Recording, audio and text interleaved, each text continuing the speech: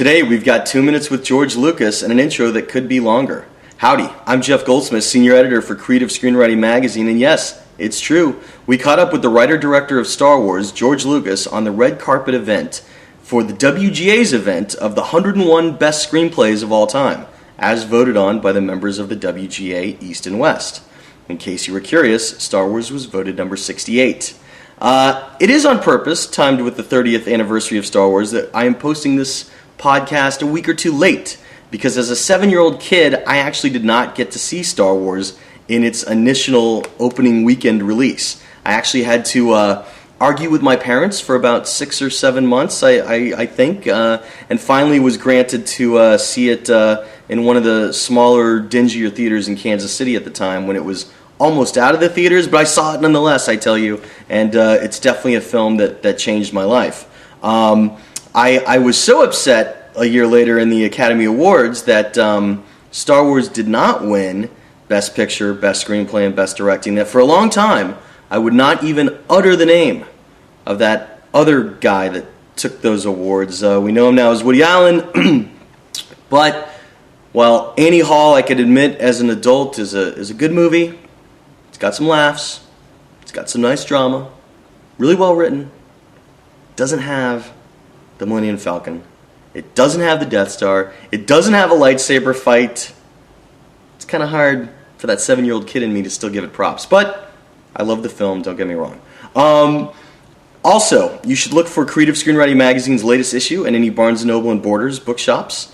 And you could find out all about our current issue online at www.creativescreenwriting.com. Some people have written in and asked me about my Darth Vader ring. Yes, it is true. I do wear a sterling silver FAO Schwartz limited edition Darth Vader ring. And I wear it because Star Wars really is one of my favorite movies. It's the movie that made me want to make movies. And furthermore, the movie that made me want to learn about how movies are made. But now, without further ado, let's jump right onto the red carpet at the 101 Best Screenplays of All Time event, where we caught up with George Lucas for a solid 2 minutes. Mr. Lucas, Jeff Goldsmith, Creative Screenwriting Magazine. Since you're being honored for Star Wars, could you talk about how difficult it was when you started Star Wars?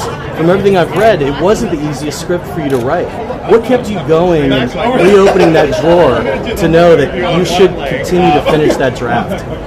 Well, I'm very persistent. Once you start something, you never finish. I mean, that is the way it seems. But once you start, you just keep going until you finish. And you just never give up.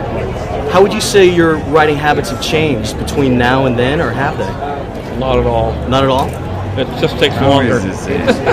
just takes longer? It's longer and it's much harder. What would you say your writing habit is? How many hours a day would you say you like to write? I work 8 hours a day. I don't write 8 hours a day. I sit at my desk 8 hours a day. You sit at your desk 8 hours a day, and when you write, you write? Well, I usually write 5 pages a day. Sometimes I can do it pretty quick, and sometimes I can't. Inevitably, it always happens in the last hour. You know, hour number 8 is when it all gets written. Everything up to that is trying to figure out how not to write it. Or write other things. There's an old adage that nothing's truly written, things are only rewritten. How important would you say rewriting was when you were writing Star Wars as that original draft? Well, in anything you write, Francis Coppola, who was my mentor, because I wasn't much of a writer, said, look, the only way you can ever write is to simply go through it, write it as fast as you can, never go back and look at what you've done until you've finished. And so that's the way I write. So I end up with lots and lots of rewrites. But it's the only way to do it. You just go through and, in a few weeks you write a whole draft and it's horrible and then you start fixing it. As a director, you have the luxury of directing your own work.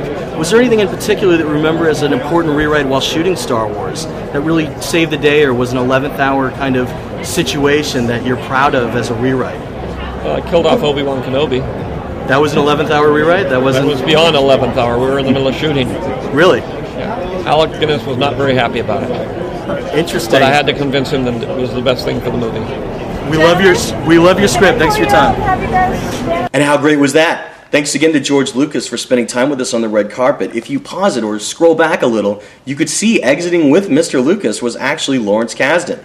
Mr. Kasdan was joining him that night to be honored as number 42 out of the top 101 screenplays of all time, as voted on by the WGA. for his screenplay of Raiders of the Lost Ark.